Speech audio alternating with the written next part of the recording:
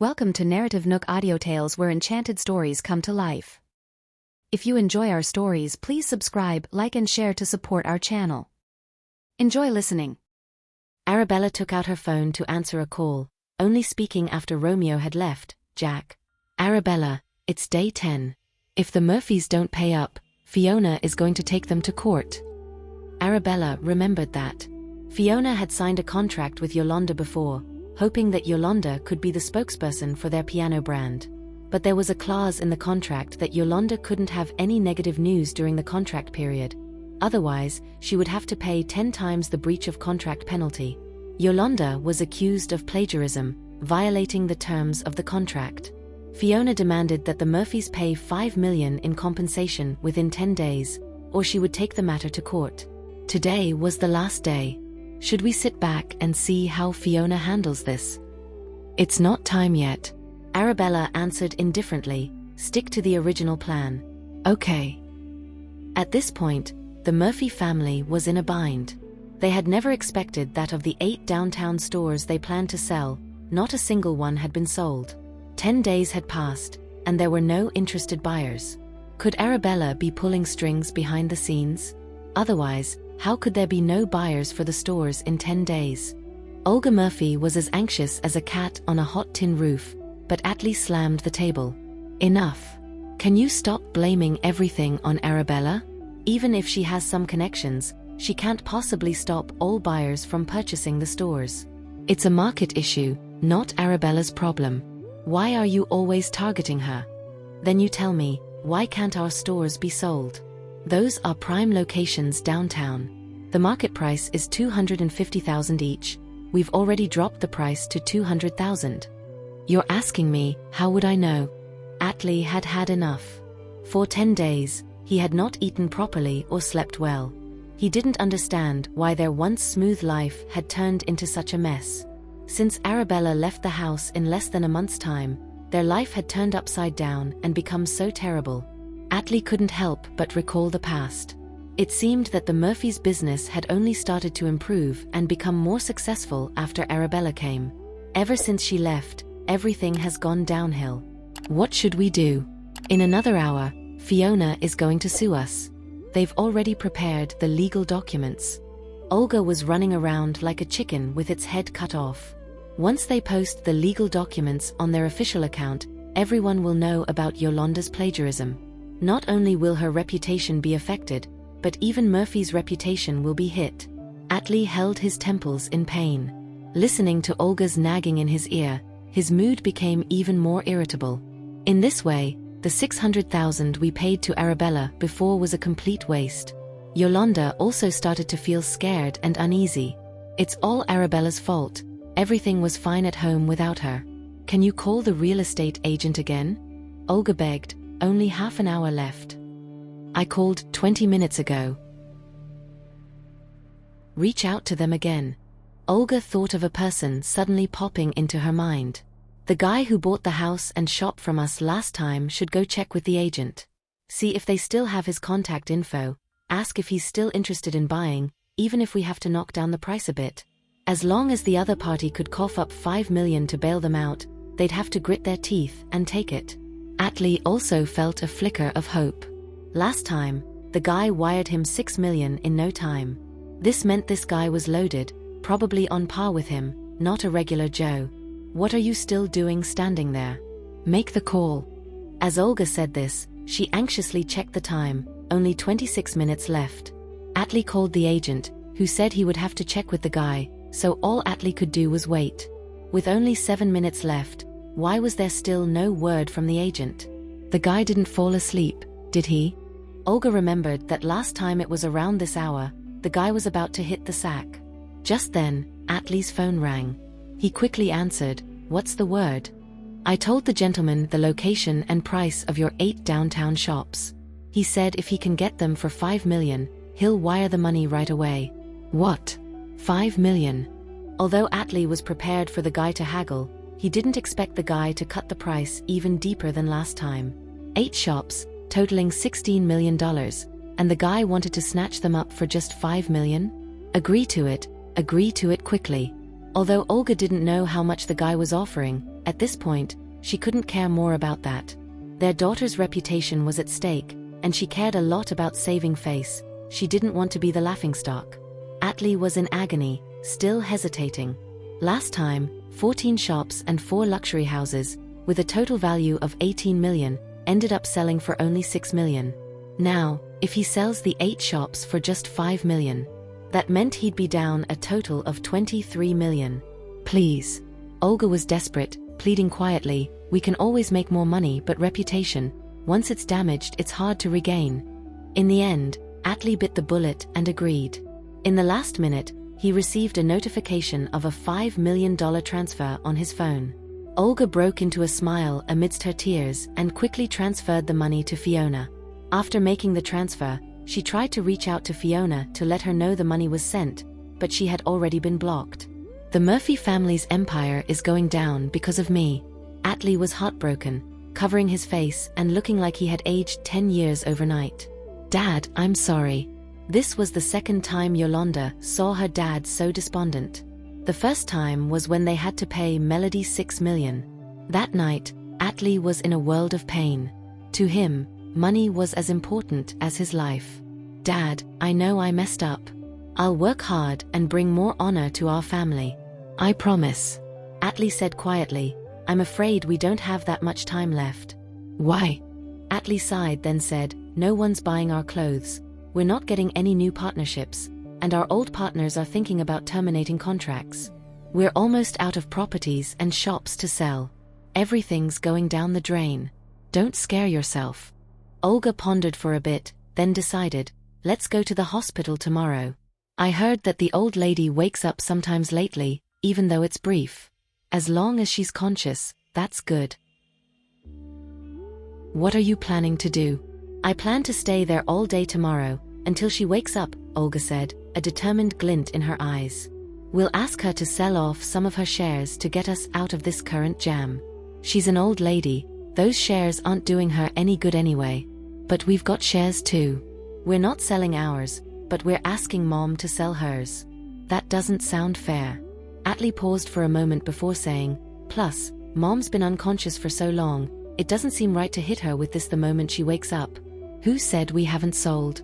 Olga retorted. We've already sold a bunch of stores and houses. If we sell any more shares, the company will be taken over by outsiders.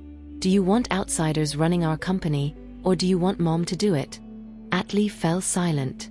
We need to keep our shares to continue managing the company as majority shareholders.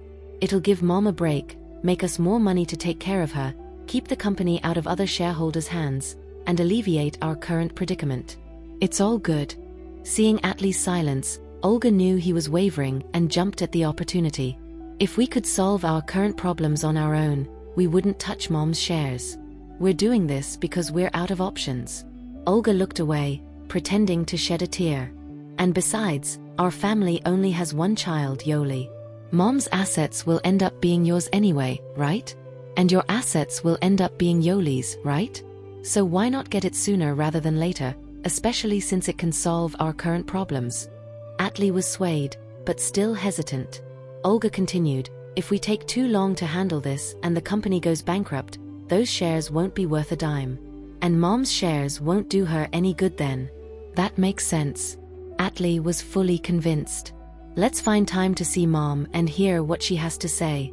Yolanda immediately caught on. Dad, I want to visit Grandma tomorrow too. All right. After getting the confirmation, Yolanda exchanged a look with Olga as if to say, Mom, don't worry. Leave the rest to me. Arabella came home to find her room filled with over a dozen beautifully wrapped gifts. Miss Bella, you're home. Edith greeted her with a smile. These gifts are all from young Master Hans Collins. He wanted to give them to you personally, but since you weren't home and he keeps a strict schedule, he asked me to deliver them before bed. These are all from Hans. Arabella was surprised, not understanding why he suddenly gave her so many presents. Understanding Hans' intentions, Arabella felt warm inside. He really cares about you. Edith looked around before whispering, so Serena is very jealous of you. She didn't show it in front of Hans, but she's been in a bad mood all night, treating the staff harshly.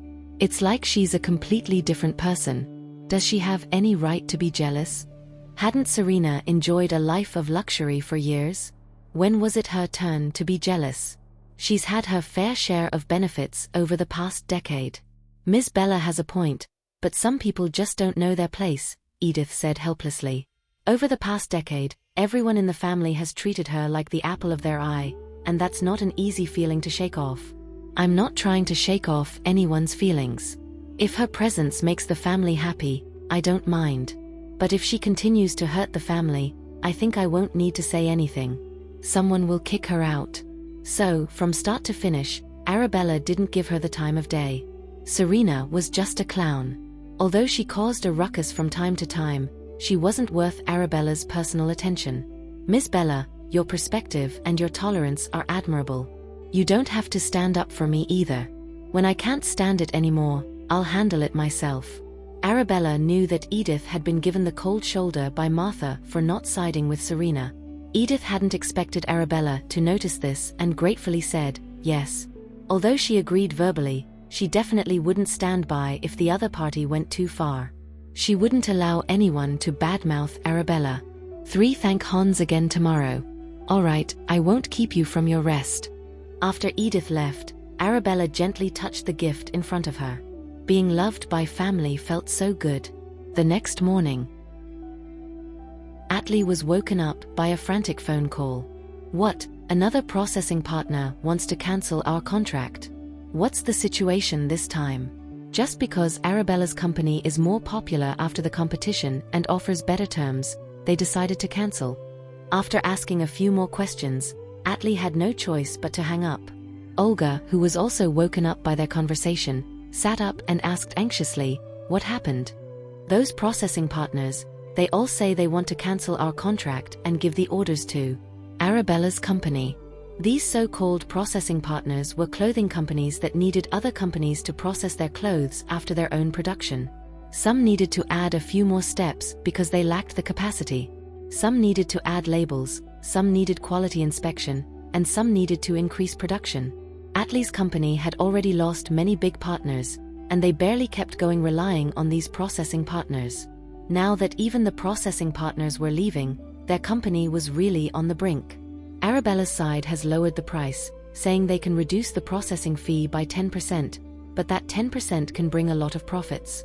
Hearing Atlee say this, Olga immediately said, then we can also reduce the processing fee. Atlee shook his head and said, if we reduce our income by another 10th, then we're basically working for free. We're mainly relying on this income now, because the clothes we make ourselves can't be sold at all. Bella's gig isn't like the others. They mainly rake in the dough from making and selling clothes. Doing the dirty work for others is just extra gravy for them. Even if the profit per order was peanuts, it won't throw a wrench in the workings of their company. But the Murphy family's business scene was a whole different ballgame. Let's get a move on. Olga jumped out of bed and said, after breakfast, we'll rope in Mom for help. Atlee, fresh from his morning routine, descended the stairs only to find no sign of Yolanda. He's a bit on edge. Where's Yoli? Wasn't she going to visit Grandma? Tell her to shake a leg and get breakfast. We're about to hit the road. It's already late in the game. With all the hullabaloo happening at home recently, how can she still be catching Z's? The nearby nanny quickly stepped in. Miss Yoli was up at 6, been slaving away in the kitchen ever since, didn't even grab a bite. She said she wanted to fix breakfast for you folks and the old lady first. Hearing this, Atlee realized he got the wrong end of the stick about his daughter and hightailed it to the kitchen. Yolanda's up to her elbows in work in the kitchen. Seeing a reflection of an approaching figure on the wall, she feigned a stumble, one hand on the cabinet, putting on an act of being weak. The nanny quickly lent a hand. Yoli, are you okay? I reckon you're overdoing it by working on an empty stomach. Take a breather. I'm fine, Yolanda smiled. As long as everyone enjoys the breakfast I made, I'm good. With that, she pretended to notice Atlee for the first time, smiling and saying, Morning, Dad. I've cooked up some grub for you and Mom. You haven't tasted my culinary skills since we got back home. Atlee was originally ticked off, thinking his daughter was sleeping in. But seeing her being so dutiful and considerate now, he felt a pang of guilt and shame. Such a good daughter, so what if she slept in? He's been too petty. Did Yolanda not see through his mood? Raised by a cleaning lady, she's been through tough times, and her ability to read between the lines was top-notch. She served the breakfast she made on the dining table, untying her apron as she spoke. I've been able to cook since I was 5. When my foster mom used to go to work, I'd have the meal ready when she got home. On hearing this, Atlee's guilt deepened. He hadn't realized she started learning to cook at such a young age. She wasn't in good health then and needed medication often. We couldn't afford meat, so I'd cook up different veggies for her. Sometimes I'd give her my share of the meat because I was just a kid. I'd grow whether I ate it or not. Atlee's heart ached even more. Olga, who had snuck downstairs at some point and saw Yoli cooking and sharing her childhood stories, gave her a thumbs up on the sly. As if to say, "Well done, girl. Look at your father, he's about to cry."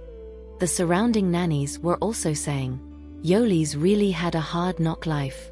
Had to deal with so much hardship from a young age, yet she's so mature and considerate. It's heartbreaking. Thank heavens, Yoli's back home now.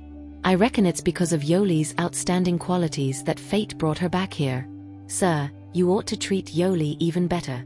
She's both beautiful and dutiful, way better than the previous Miss Bella." Absolutely, that Miss Bella really had a bee in her bonnet. Yolanda, upon assessing the current situation, piped up, "All right for me, Arabella will always be my sister.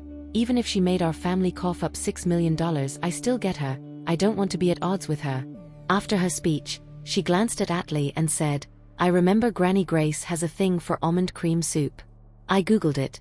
The soup's loaded with protein, good for nutrition replenishment, and perfect for the sick.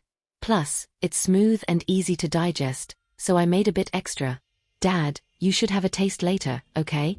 Suddenly she shrieked, "Oh no, I forgot to turn off the stove." From the kitchen, he could hear her say, "Phew, the soup's not ruined. Where's our thermos?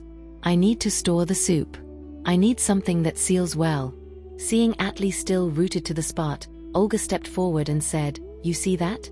Yoli's got our backs, unlike Arabella, who's cold as ice. We ought to treat her better from now on." With the soup packed, Yolanda instructed the servants, "Can you guys carry the other stuff I prepared for Granny Grace to the car, please? Thanks heaps." Upon hearing this, Atlee couldn't help but ask, "Besides food, what else did you prepare?" "I got a lumbar pillow. It'll make Granny Grace more comfortable when she sits. There's also a tablet, so she can watch her favorite shows. I've got all her favorites downloaded, all the shows with her favorite actors. And flowers. Granny Grace has been stuck inside for ages. She hasn't seen the outside world in a while. The bouquet will remind her of the beauty of summer." Yolanda rattled off a long list, her face beaming with happiness and joy. Atlee couldn't help but feel a pang of guilt. Granny Grace always doted on Arabella and never cared much for Yoli, yet here was Yoli going the extra mile. That was truly something. In room 301 of Hope Hospital's inpatient department, an old lady with white hair lay peacefully in bed. She had yet to wake up when Olga walked in. Their VIP room had a private living room, where the three of them waited, ready to wait until Grace Murphy woke up. After a while, Olga noticed a small gap in the drawer of the bedside table. It seemed like Grace had opened it but forgot to close it properly. Curious about what was inside, she wondered if it was a credit card or her will. Upon opening, she found a gift box. Inside the box was a beautiful flower ornament. Caught off guard, she wondered, when did Grace get this thing? The flower, made from top-grade gemstones, was exquisitely crafted and a real feast for the eyes. She accidentally touched something, and out came melodious piano music. It was magical. Yolanda was also drawn to it. This piano piece is really nice. Usually, the only visitors were family and Arabella. This must be a gift from Bella, Atlee said. It looks pretty pricey. If Grace accidentally breaks it before she recovers, it would be such a pity.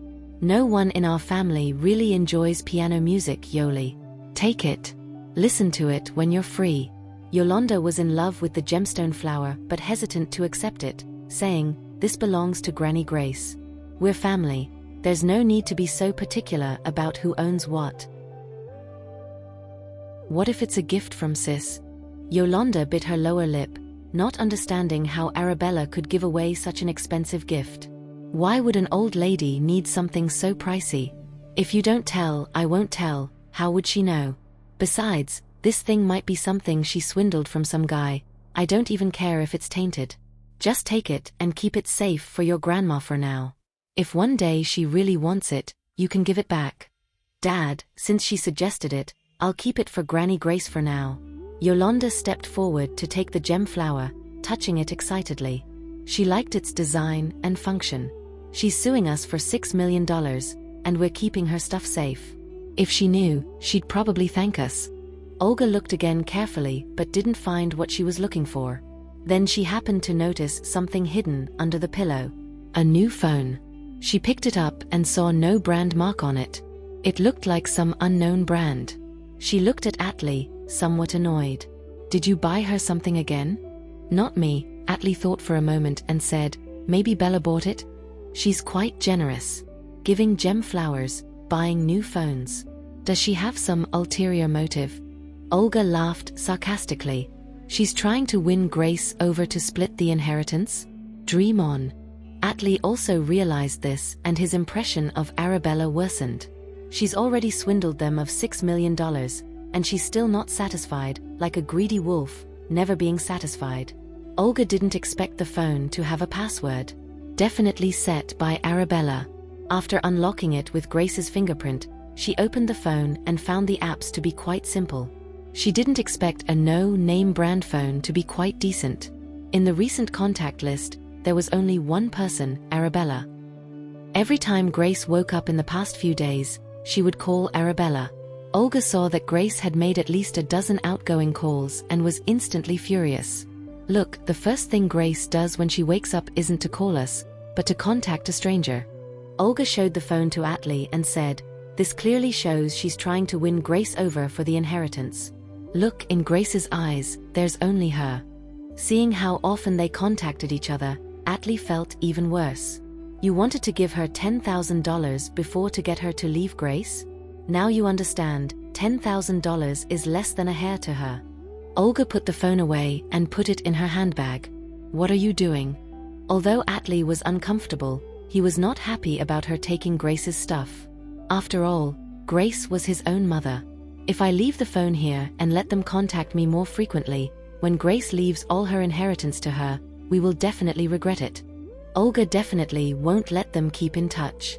She had already taken one of Grace's phones before, and she didn't expect Arabella to give her another one. What on earth was she trying to do? At that moment, Olga noticed something golden under the pillow. She pulled it out to take a look.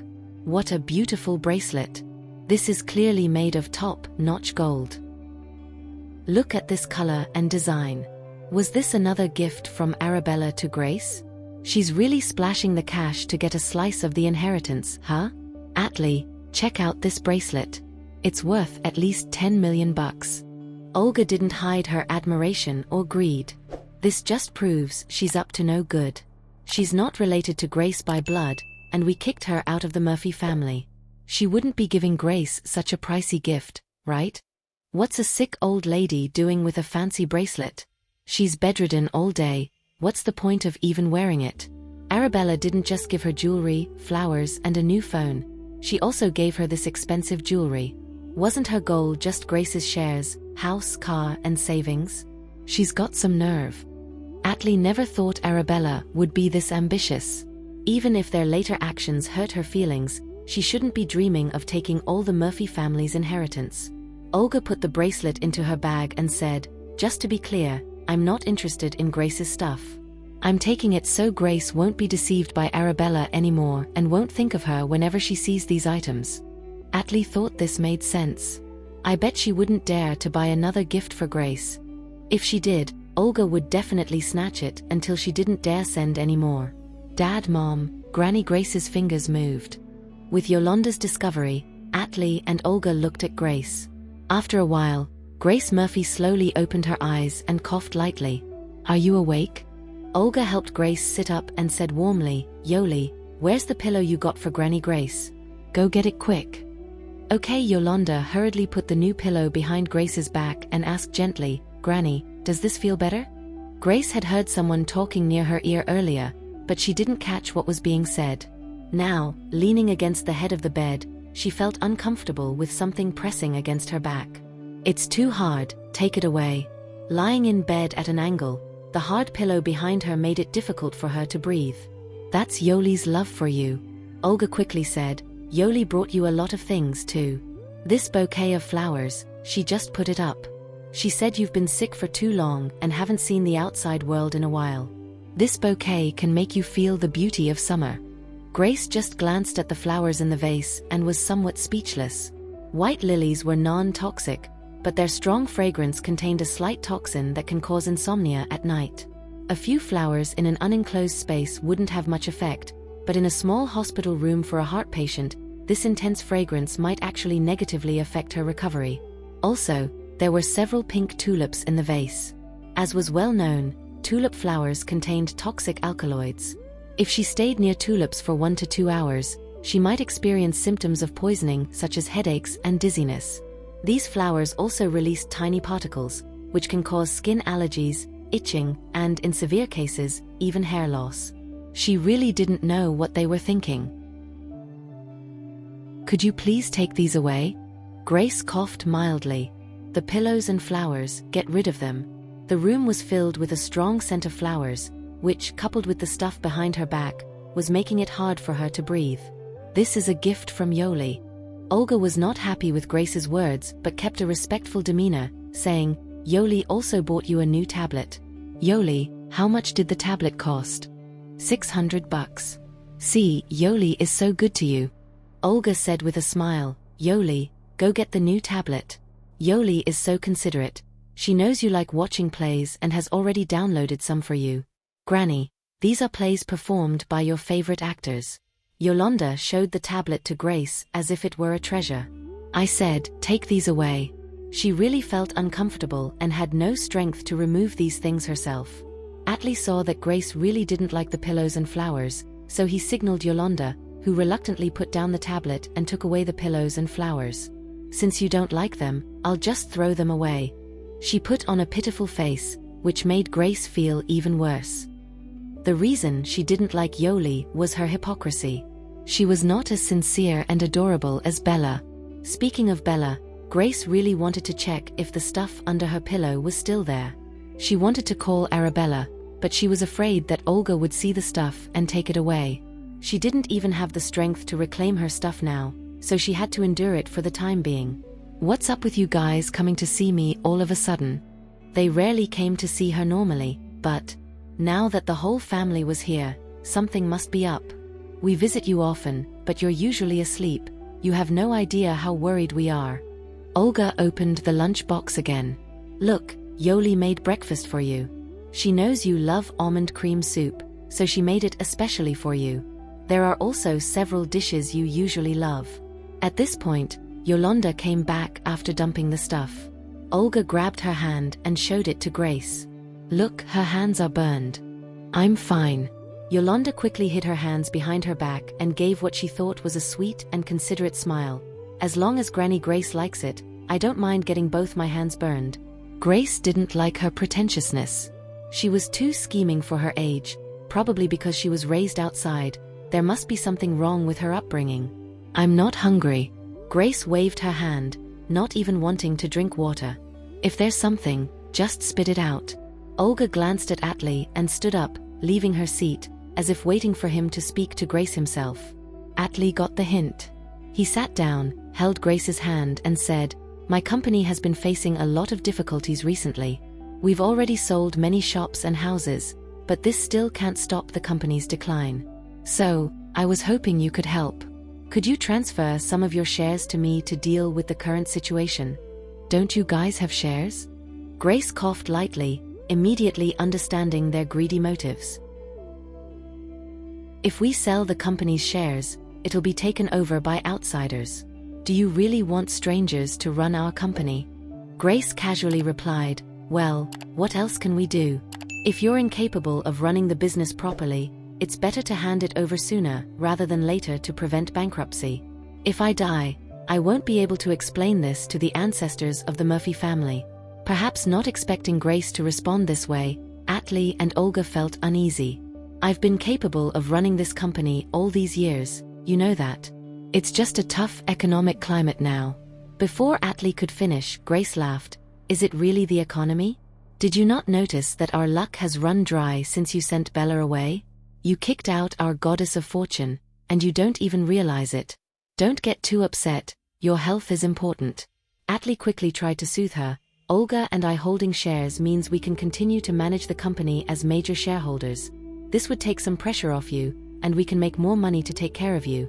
Plus, the company won't be taken over by other shareholders, and we can solve our current predicament. Isn't that a win-win? He repeated to Grace what Olga had previously said. If we could solve our current predicament, we wouldn't need your shares, right? But we are out of options. It's a last resort. And if the company goes bankrupt, even if we have loads of shares, they would be worthless. Grace understood his point and gave a cold laugh, saying, I'm not helping you. Upon hearing this, Atli became more anxious. You may not be aware of the current state of the company, even the factories have been closed down. If this continues, our company will really go bankrupt. Well, you made your bed, now lie in it. Grace retorted angrily, you're nowhere to be seen normally, but now that you need a favor, you remember me? We've been very busy with all the things happening in the company recently. It's not like we deliberately avoided you. Atli tried to persuade her with more words. But Grace had made up her mind. If you really cared about me, you wouldn't have sent Bella away behind my back when I was seriously ill, separating me from my granddaughter. At this, Olga couldn't hold back any longer. But Yoli is your real granddaughter. Why are you only seeing Bella? She's not even our blood relative. So what? Grace snapped back, you're not even as good to me as she is. Do you know how much she's sacrificed for this family? How have we not been good to you? Have we not sacrificed anything? Olga was furious. Grace was really good at twisting the truth. Yoli had prepared so many gifts for her today. Wasn't that a sign of goodwill? Where did they go wrong? They've been working hard running the company and taking care of the family all these years. Didn't they sacrifice anything? Was Grace blind to their efforts? Seeing them start to argue, Atli hurriedly tried to mediate. All right, everyone calm down. I'm not giving up any shares. Grace was angry and coughed a few times before adding, not just shares, my house, car, savings. I'm not giving up anything. Get out. Thank you for listening. If you have enjoyed this story, please like and share so others can see it too. Also hit the subscription button and notification bell so you can be notified on our next release. Thank you for your support. God bless you.